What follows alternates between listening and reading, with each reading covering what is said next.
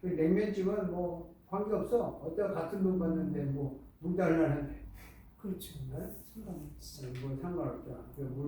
물에다가 이제 그 뭐야 고기도 빼고 물에다가 그냥 식초 좀 한 방울 발라. 이 사람들은 같은 돈 받고 나 빼시지. 예? 그렇잖아요? 그런 게 있는 거예요. 다음 주는 휴강이니까 두 분이 언론에서 프로젝트로 설계 하나 만드셔야 돼요.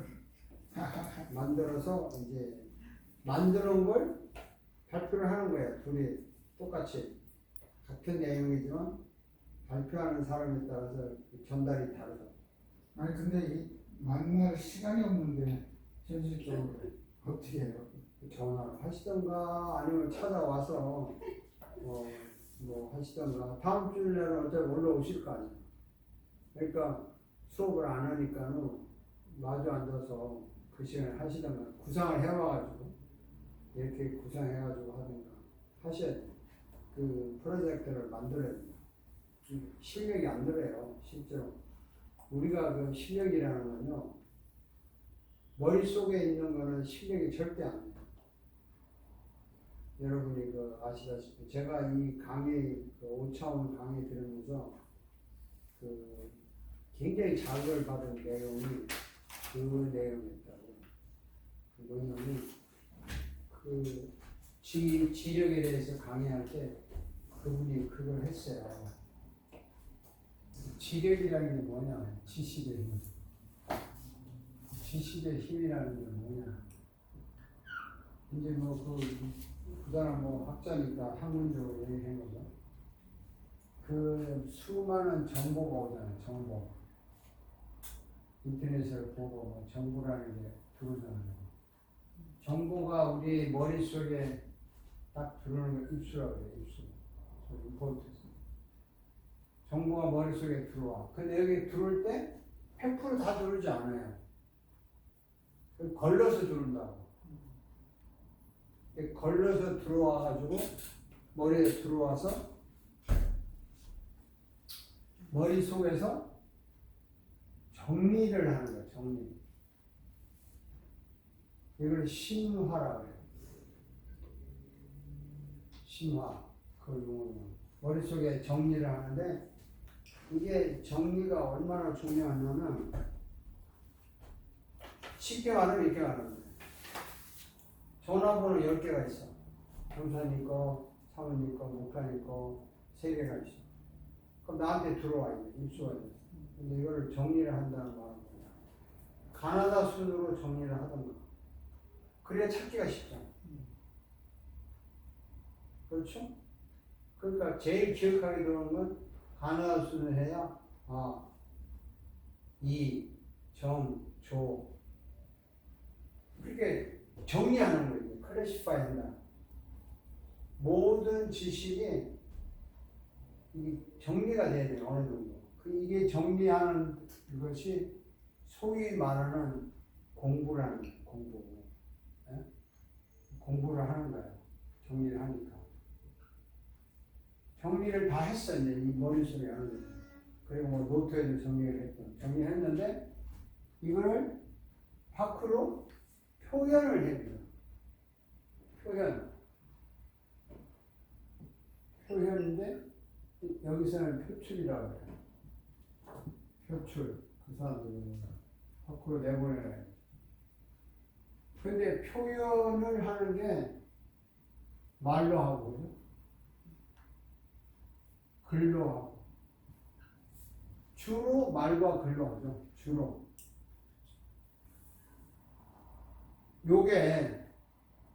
요것이 합쳐서 요거를 합쳐서 실력이라고 한다고. 실력.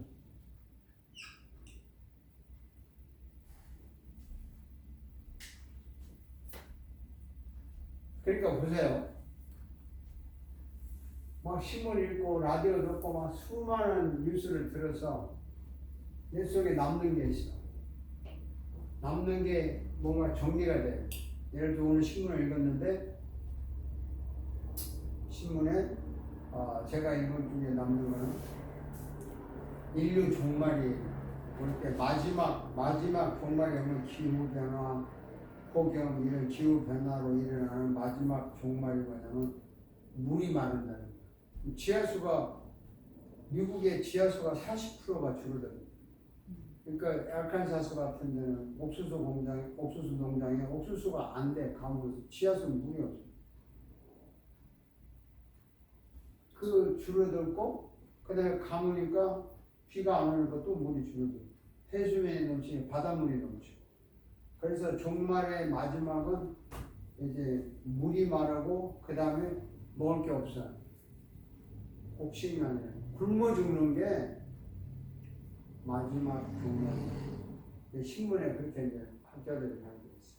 그러면 나는 그거를 읽은 것 중에 하나를 내 나름대로 정리를 한 거예요. 그래가지고 정리했는데 쉽게 전달이 됐죠. 마지막에는 뭐 기후가 변화가 일어나고 어쩌고 해도 물이 마르고 먹을 게 떨어져서 굶어 죽는구나.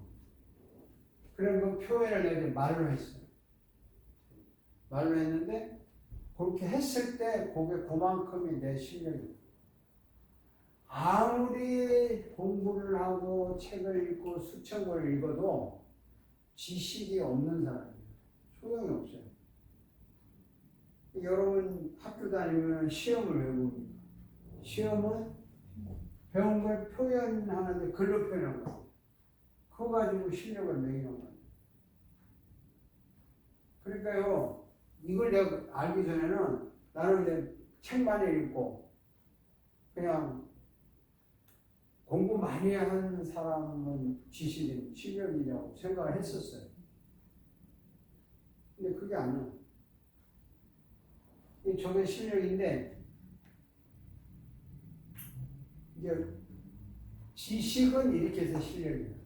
지식은 이렇게 표현되면 지식이 있는 사람이에요. 그런데 행동의 힘이라는 게 있잖아요.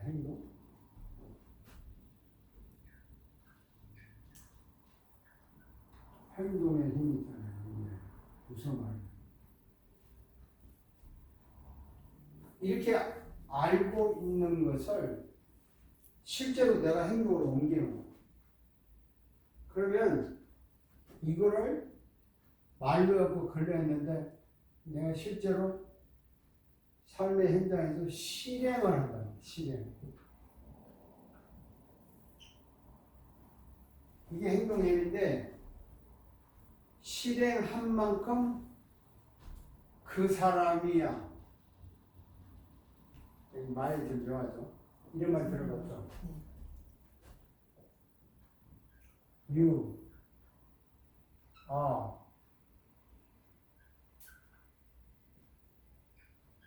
어쩌기. 영어는 참 쉬워 이거. 너는 어떤 존재냐? 네가 먹는 게 너의 존재다. You are 어쩌기. 근데 저 실행은 You are what you act라고. 네가 행동하는 게 너야. 그러니까 이 실행하는 만큼 나라는 존재의 가치가 있는. 여기까지는 학교에서 말하는 실력인데, 네?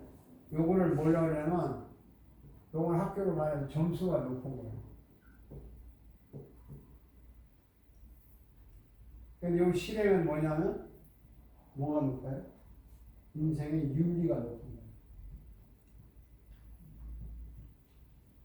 그래서 진짜 실력은 이게 진짜 실력이라는 거예요. 진짜 실력은 윤리예요. 그러니까 도덕성이지. 도덕이라는 게 뭐 사회적으로 신호도 잘 지키고 거짓말 안 하고 그런 수준이 아니라 인간의 그 본성이 지니는 윤리, 하나님과의 관계, 인간과의 관계가 윤리 아니에요. 도덕은 그 사이에서 일어나는 행동이에요. 윤리라는 것은 관계거든요. 나와 목사님 사이에 윤리가 있어요. 전상과 나 사이 윤리가 있는 거예요. 그러니까 우리 인간과 하나님 사이의 윤리, 이제 종교라고 그러죠. 그리고 이제 용어로 말해서 하나님과 나 사이의 윤리는 우리가 말할 수 있는 표현하자면 종교인데 그냥 종교라는 포괄적이니까 하나님과 나 사이의 윤리는 교리라고 성경인데 교리적으로 모르는 성경을 잘 몰라.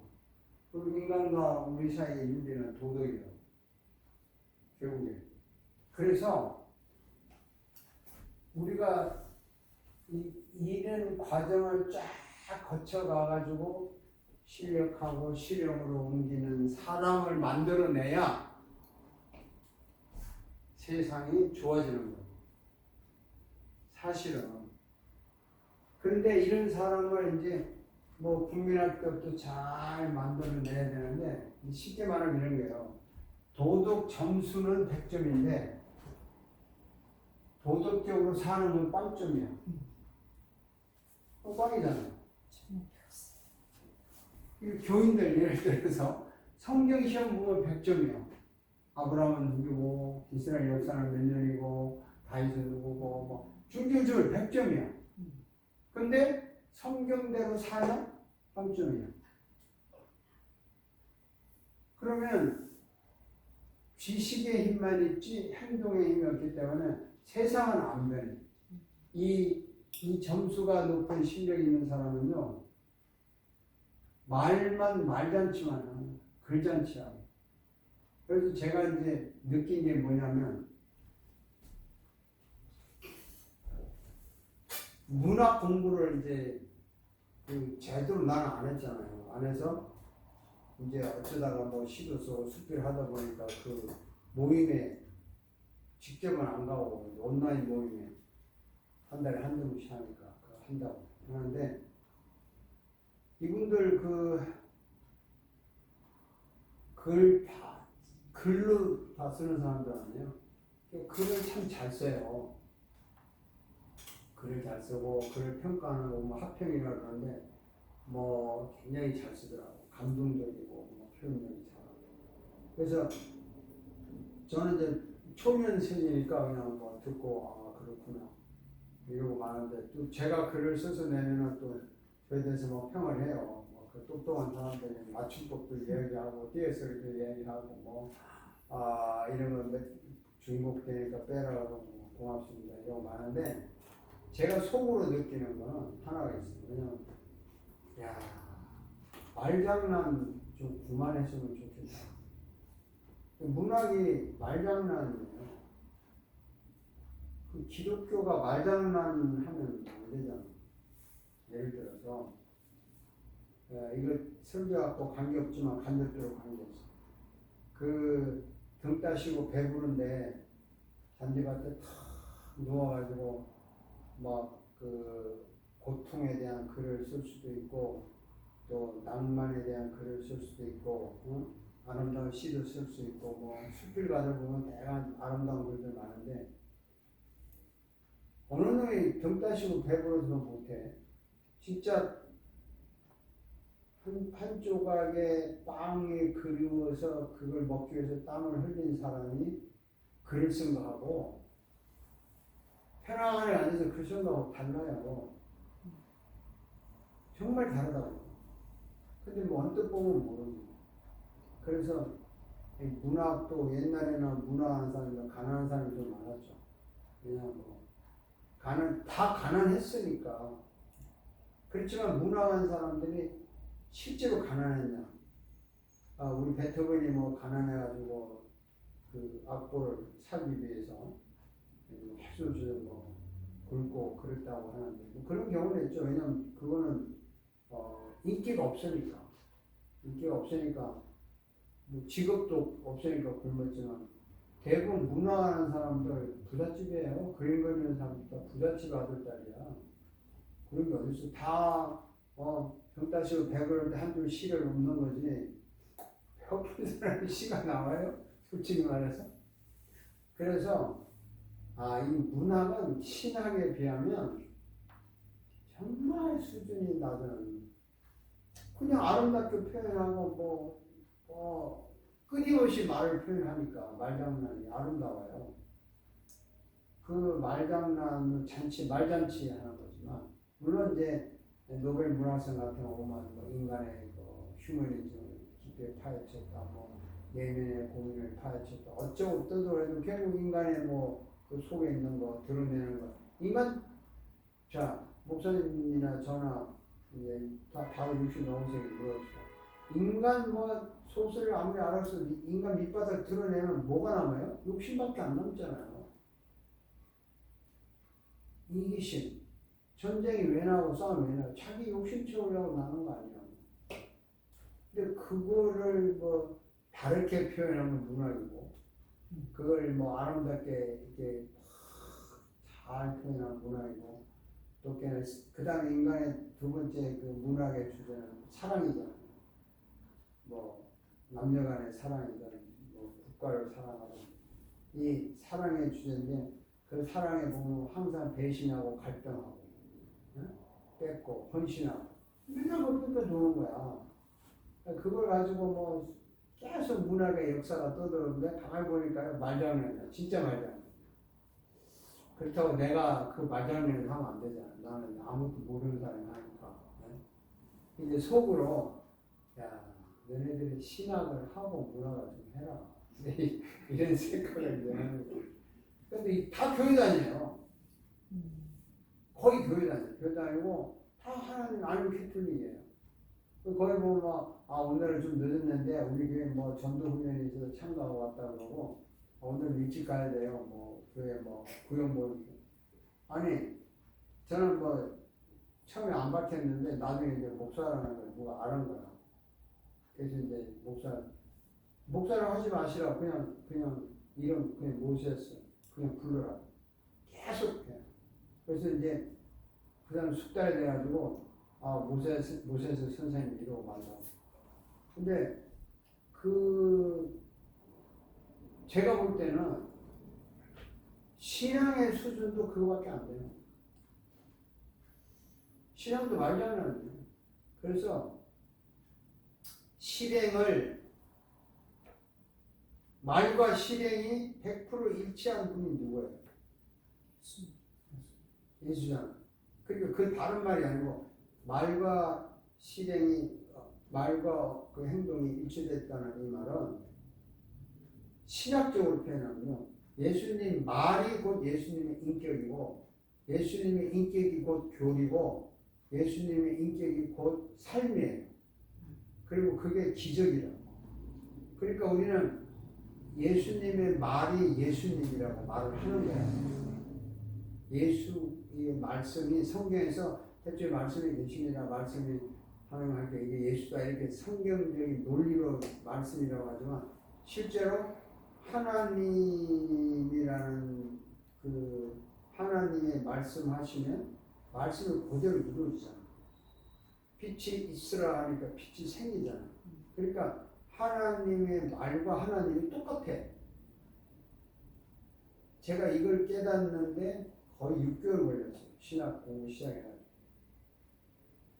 말과 그분의 인격이 똑같다는 말을 처음에는 뭐 말대로 되니까 이렇게 했는데, 우리가 주님이나 하나님은 눈에 안 보이잖아요. 그게 하나님을 체험하는 거 말씀밖에 없는데, 모세한테는 이렇게 좀 빛으로 또 나타나고 구름으로 보여지고, 우리한테는 뭐 말씀이잖아요. 말씀 자체가 하나님이에요. 그러니까 성경은 우리나라 번역에 대해서 한번 했지만, 물론 이제 글로 기록됐다는 의미에서는 기록된 말씀이지만, 그 말씀하는 것 자체가 하나님의 인격과 분리가 안 되는 거예요. 그래서 우리가 정말 크리스찬은 우리가 말한 거하고 우리의 행동이 분리가 안 되게 이제 사는 사람 진짜 실력이 있는 거잖아. 그게 얼마나 그게 쉽고도 어려워요.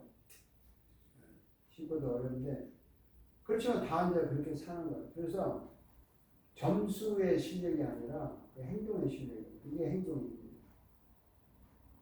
그러니까 제가 왜 서론을 드리냐면, 프로젝트를 두 분이 만들었으면 나와서 표현을 해야 그게 그분의 심정인 거야. 지금까지 뭐 로또 정리하고 막 맨날 하는 거는 이 입수하고 여기 머릿속에 남아있는 거야. 아무 의미가 없어. 돈이라는 게 주머니에만 아무리 집어넣고 있으면 뭐 이걸 써야 우선 가치가 있는 거지. 근데 우리나라 사람들은 돈 많다 그러면 되게 좋게 봐요. 저는 그거 지운 지 오래돼. 돈 많아 쓰고 나한테 얼마 쓰느냐가 더 유리한 거야. 나한테 한 푼도 안 쓰는데 내가 왜 니한테 저를 해? 빨리 그걸 바꿔야 돼. 그래서 저는 뭐 억만장자 쓰고 나한테 뭐 화풀에 쓰면 땡큐지. 또 어느 동네에 이제 갑부가 살았는데 지나가는 사람도 다 저랑 부잣집. 딱 젊은이 한 사람이 인사 안 하고 지금. 괘씸한 거야. 금방지게 지가 뭘 잘났다. 그래서 이제 하루는 불렀어. 이보게 젊은이, 예 어르신, 자네가 뭐 인사를 안 하고 지나가. 제가 왜 인사를 해야 됩니까? 어르신이 뭐 부자면 부잣집고 나하고 무슨 관계 있어요? 말이 맞잖아. 어른이니까 어른에게 대한 인사는 내가 할 수 있지만 내가 왜 어른한테 굴실굴실 대요? 안 해요. 그래서 그런 거야. 아니 자네 그러면 내가 내 재산 3분의 1을 주면 나한테 절하겠나? 이런 거야. 3분의 1 주면 내가 왜 해요?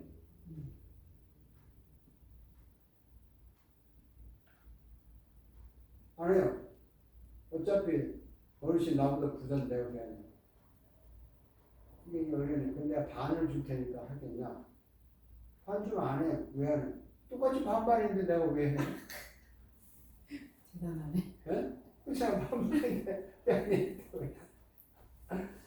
봐줄게 할래 했더니 더 안 해요 했더니 다 지금 내가 부자인데 왜 해? 네? 그러니까 이게 인생살이에 별거 아니지만요 정말 성경을 알면 이런 걸 알게 돼요. 문학해가지고 아는 게 아니더라고요. 철학해가지고 아는 게 아니에요. 그 예수님은 잔잔하라 하니까 그 말대로 바다가 잔잔했단 말이에요. 말이 예수님이에요.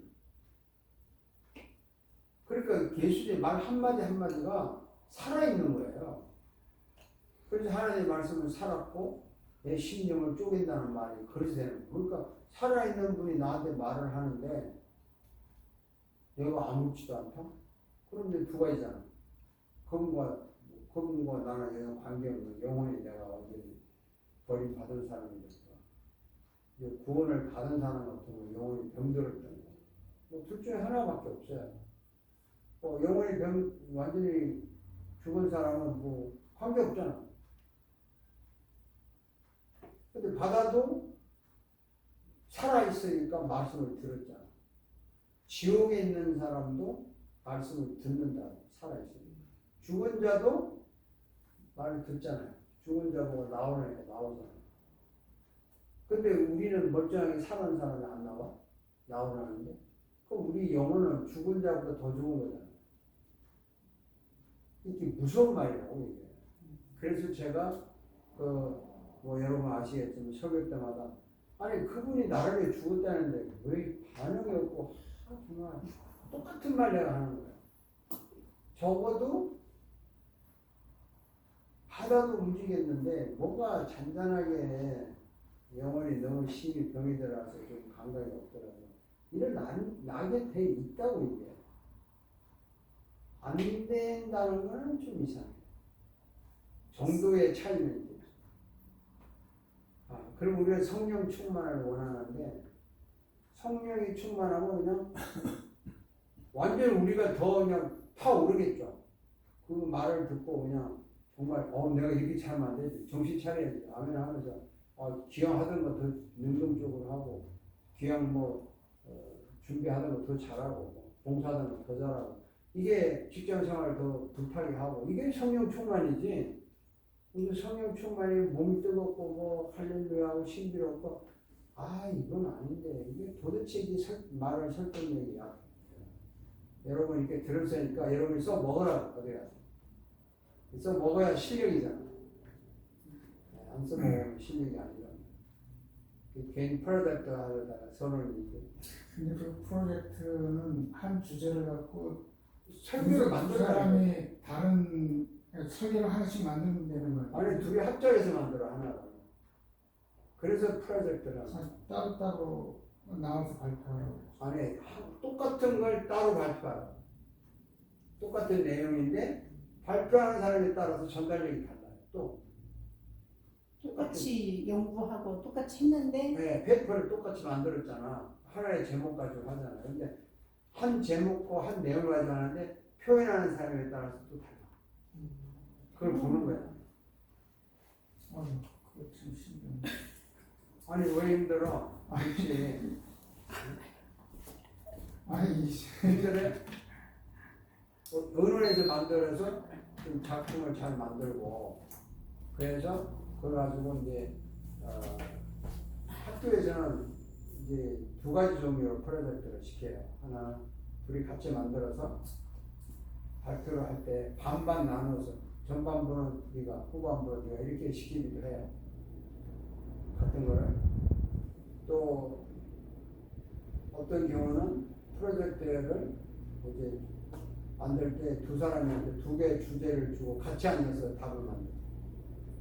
두 개 주제에 대해서 같이 앉아서 답을 만들어서 발표할 때는 각자 한 개의 주제만 만들고 그리고 지금 저같이 둘이 하나를 만들어 가지고 둘이 같은 걸 같이 발표하면서 뭐가 다른가 전달하는데 그것도 보고 왜냐면 우리는 설교니까 그냥 발표해서 전달하고 학교에서 끝나지만 설교는 청중이 받아들이는 감동이라는 게 있거든요. 열어놔도 돼요. 찬바람하고 통하는 거. 그러니까 걱정하지 마시고 하세요. 아니 근데 그거 저기 좀 틀린 게 학생들은 항상 학교에서 만나고 뭐 이렇게 하니까 이게 의사소통도 좀 되고 그러지만 사모님하고 저는 만날 시간이 없는데 다음 주 금요일에 올 거 아니에요? 아이고 와도 잠깐 잠깐이야 수업을 안 하니까 2시간 유리가 있잖아. 그럴 수도 있고 전화로 제목 뭘로 할까요? 본문 뭘로 할까요? 해서 뭐 오늘 가끔 주고받고 그래서 이제 학생들 간에 친해지는 거예요. 그냥 하나의 주제를 갖고 둘이서 그냥 따로 들어보는 게 쉬울 것 같은데 학생이 선택권이 없어. 선택권이 없어. 오늘 제가 이제 그 pronunciation 클래스를 화요일 오늘은 conversation 클래스를 들어갔는데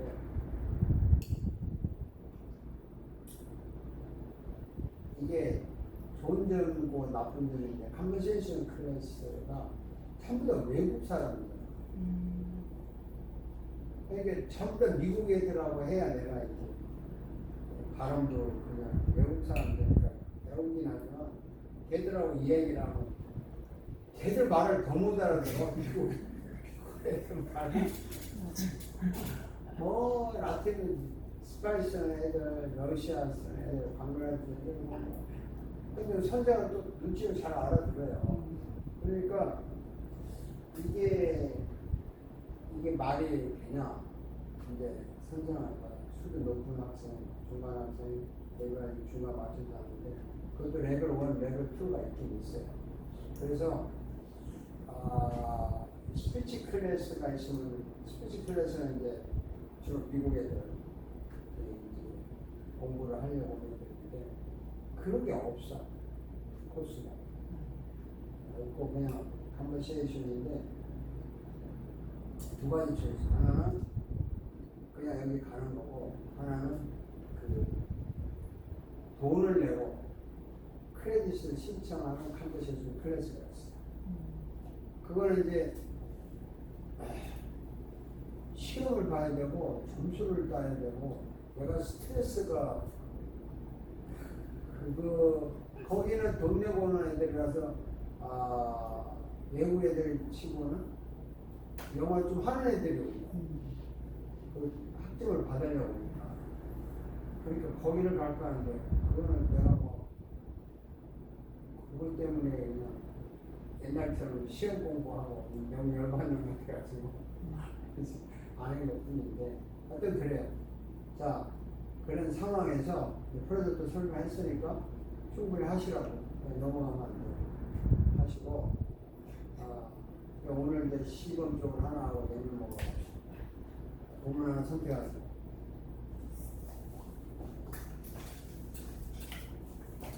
우리 변호사님 간단히하고 가자고 하셨습니다. 진짜 간단하네요.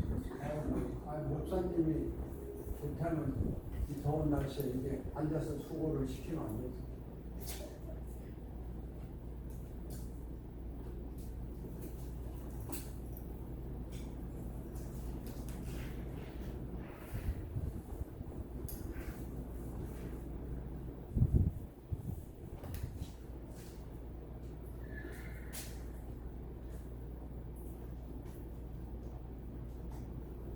본문 뭘 어디를 듣겠어?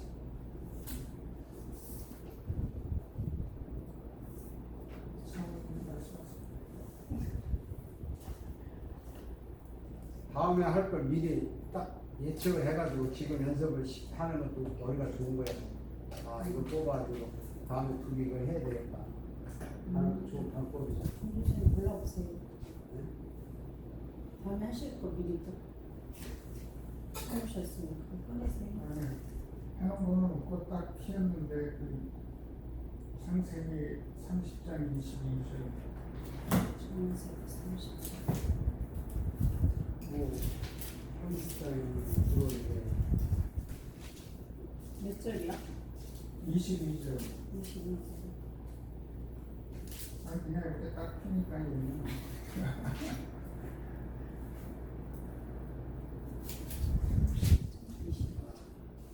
30장 22절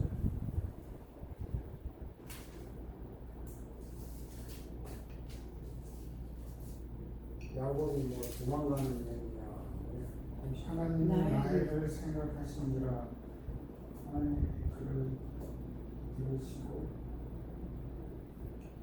그 패를 여시는 아들을 낳고 하나님 나의 구원이시다. 그리고 요셉이나 여왕을 다시 다른 아들을 내게 다시 얻고 원하고 하니까 50장에 베냐민까지 나왔는데 창세기 30장 그래서 22절에서 몇 절까지? 뭐 36절까지 이렇게.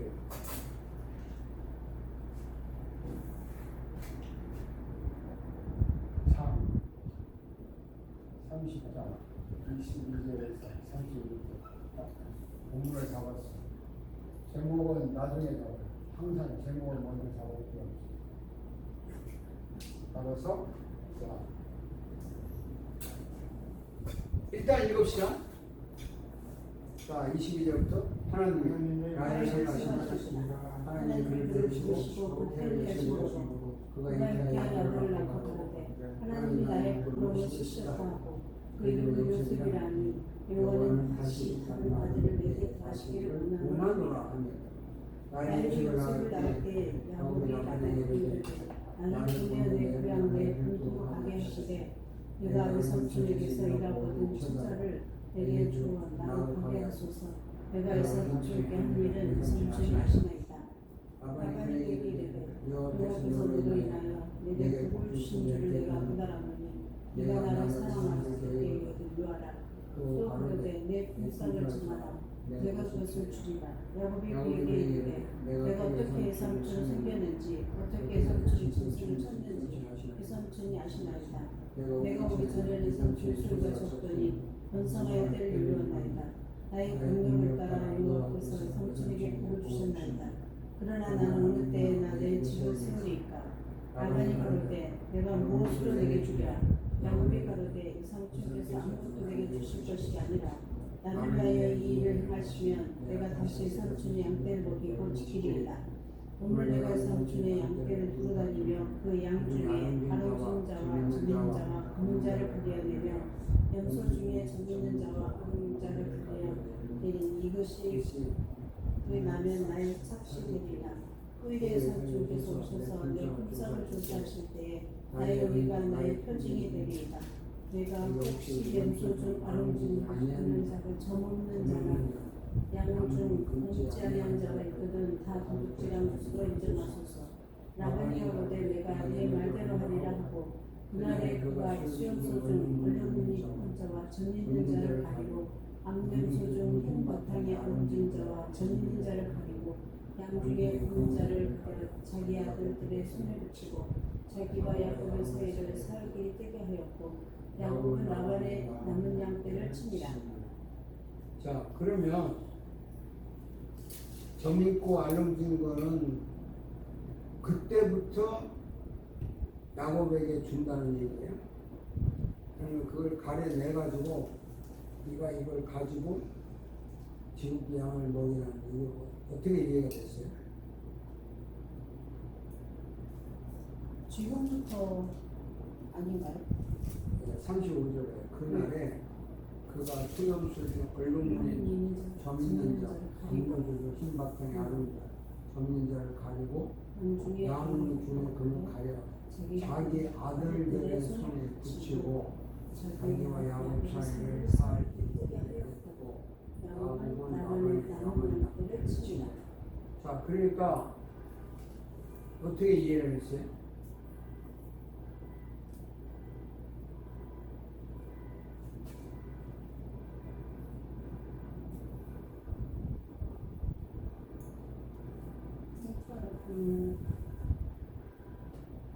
수염소 중에 얼룩무늬 있는 자, 전 있는 자, 암염소 중에 흰바탕에 아름진 자, 전 있는 자, 이거를 다 야곱이 아들들을 손에 붙이는 거는 따로 떼어야 되잖아요. 그래야 나중에 그런 무늬 있는 양이나 염소가 나오면 야곱의 것이고 무늬 없는 거는 삼촌 것입니다. 저는 잘 어떻게 이해해요?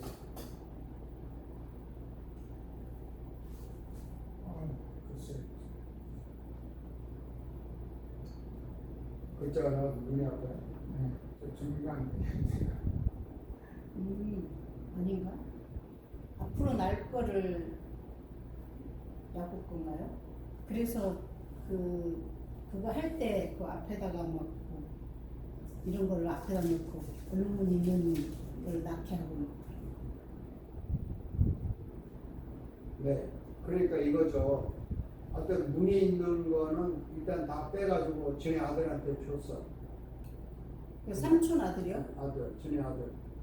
그 아들들이 많잖아. 주고 또 일부 양도 주고. 그리고 그 남은 거를 야곱에게 맡긴 거야. 그러니까 내 생각에는 그 양이 아무 문제 없는 양은 숫자가 거의 적은 숫자고 어쨌든 간에 왜냐면 맡겨고 얼룩 있는 건 아들한테 다 보냈거든. 그러니까 야곱한테는 지금 얼룩 있는 게 아무것도 없어요. 근데 지금부터 얼룩 있는 게 나면 내 걸로 하겠다 이거잖아. 그걸 싸움으로 정해라. 그래서 좋다.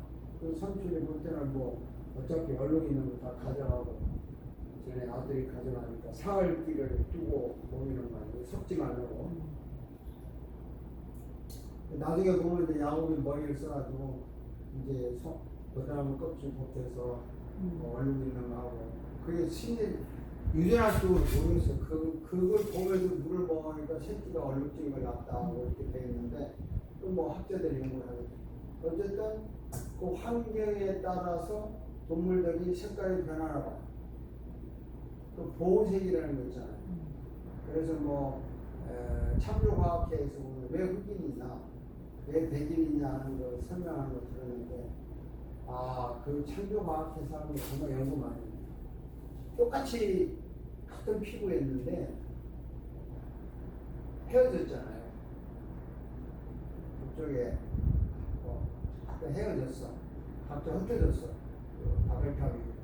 근데 아프리카 쪽으로 가는 사람들은 살면서 더우니까 이 피부 사이에 이 색깔을 조작하는 두께가 있대요. 그게 더운 지방에서 계속 살다 보면 그것이 까만색으로 이렇게 하게 되면서 나중에는 자연적으로 까맣게 태어날 때도 까맣게 사람이 많고 또 이쪽으로 그러니까 기후와 피부와 관계가 있대요. 기후와 피부. 그 색소, 이 태양빛과 이 색소. 그 우리가 왜 햇빛 많이 쬐면 얼굴에 정색이잖아요. 네. 근데 전부 다 생겨버리면 또 흑인이잖아. 그렇게 따지면. 그런 거를 설명하더라고, 참고가. 그렇게 해서 원래는 하나의 색깔인데 지구마다 기후에 따라서 변하는 거지. 무슨 뭐 저주받아서 함에 가서 이건 아니다 이거지. 옛날에 많이 그랬지만 그래서 이제 여기 이런 걸 생각해보고 이제 하나님께서 라헬의 그 생각에서 그 태를 열었다. 그러니까 아기를 낳고 안 낳고는 사실 하나님이 하는 거죠. 근데 우리가 인류가 엄청난 죄를 지었죠. 2차 대전이 끝나고 나서. 2차 대전이 끝나기 전에는 좀 달랐는데 그 전쟁을 위해서 의학도 약품도 만들고 전쟁을 위해서 쇳덩어리도 만들어야 되고 공장이 굉장히 군수산업이 발달했다고요. 전쟁이 끝나기 그 필요가 없잖아요. 그러니까 그를 어디로 하면 이제 생산품, 사람들 쓰는 옷 만들고 생산품하고 이런 데로 이제 돌렸는데 약품도 개발하고 그러다 보니까 그때 그 전쟁이 끝나고 나니까 남자들이 집에 와서 이제 가정생활을 많이 하게 되니까 아기를 많이 낳고 그때 태어난 애를 베이비 부모라고 그러잖아요. 그때 많이 태어났잖아요. 그러다 보니까 인구가 많아진 거야. 그러니까 이제 인구를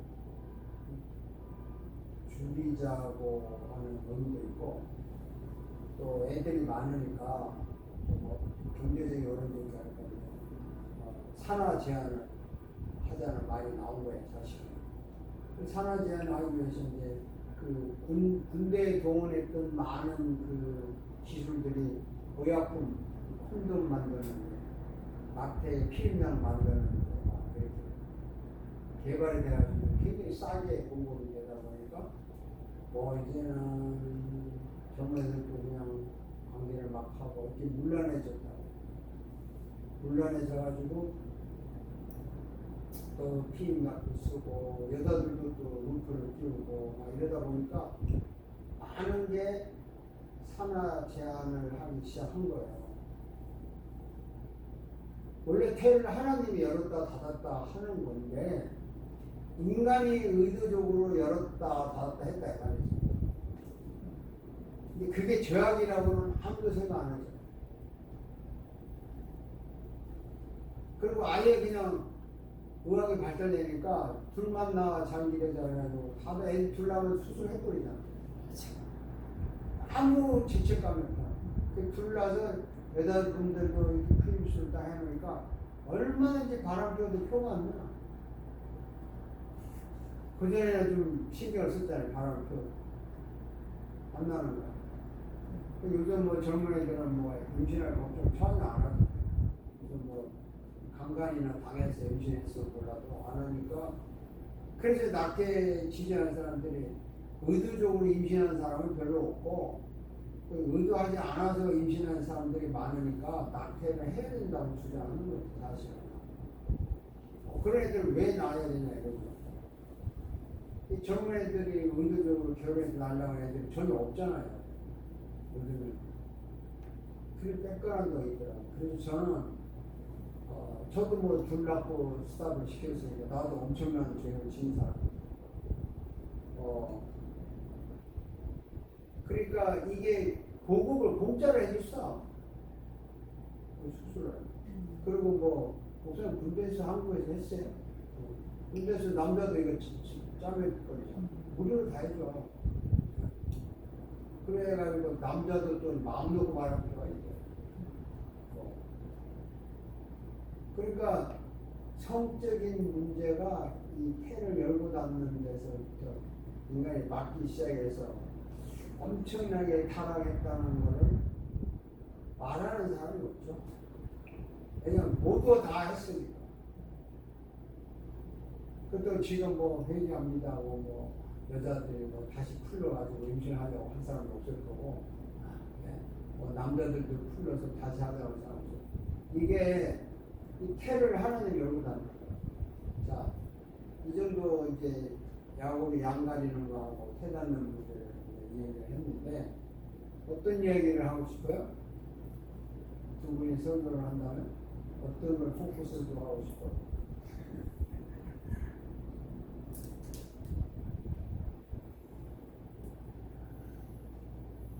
시작이 안 나와. 질문을 하시네.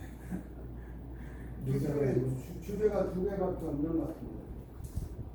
야곱의 재산을 올리는 방법, 아니면 하나님의 태를 열고 닫는 방법, 아니면 요셉이 태어난 배경.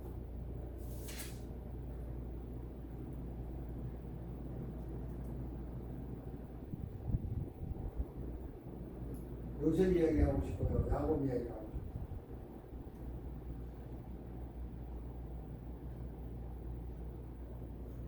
전체를 보면 야곱 이야기를 해. 요셉은 뭐 요셉이 나중에 창세기 전체를 큰 역사를 이루는 인물이니까 하나님이 라헬의 태를 열어서 요셉의 인물을 만든. 그러니까 요셉 가지고 이야기한 얘기를 수 있어요. 어떤 애가 태어나서 어떻게 이 세상을 움직일지 모르니까, 네? 같이 난 애들 중에도 요셉 같은 인물도 있고 뭐 다른 또 형편없는 인물도 있으니까 하나님이 태를 열어서 필요한 사람을 내보낸다 하는 것도 설교 제목이 될 수가 있고, 야곱의 재산을 늘리는 방법이 어쨌든 좀 신비로운 방법, 환경과 함께 지혜로운 방법입니다. 근데 이렇게 두 개를 놓고 주제를 생각하는 거예요. 예를 들어서 이제 요셉에 대한 얘기를 하면 뭐라 그러죠? 티칭 파트에서는 요셉에 대한 보편적인 이야기니까, 여러분 사람이 태어날 때 그 사람이 뭐 임신을 원해서 했던 원하지 않던 그 사람이 태어나서 세계를 움직이는 인물이 될 수도 있고 세계를 더럽게 만드는 인물이 될 수도 있고, 그러니까 인간은 태어나지만 그 태어난 후에 어떻게 될지는 아무도 모르니까 태어날 때부터 잘 기르는 게 좋냐, 못 기르는 게 좋냐, 이런 보편적인 얘기를 할 수 있는. 누구나 뭐 반대할 이유가 없잖아요.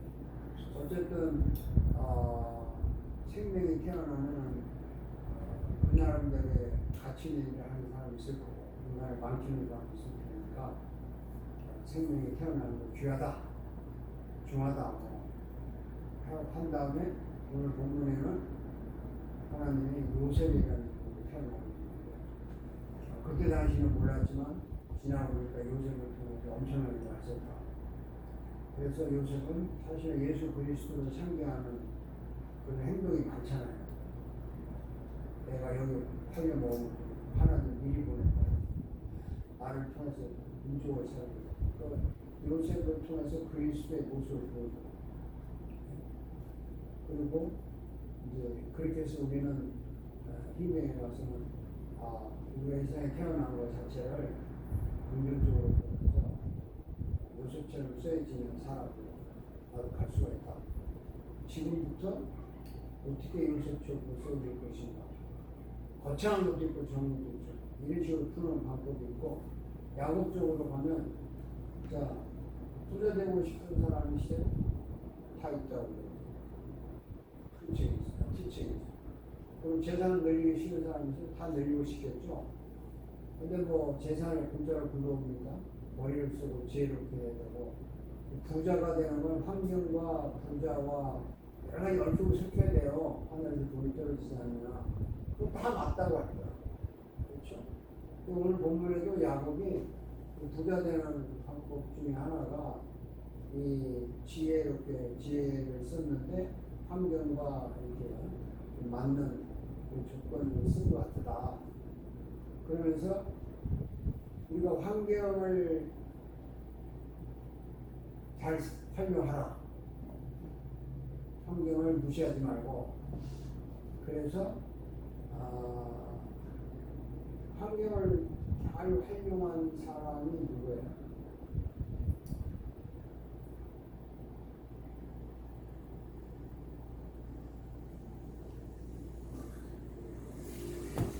아니, 예수님이 환경을 잘 활용했지. 가난한 자에게 가서 가난한 사람에 맞게 이해한다. 바리새인들에게 맞게 이해한다.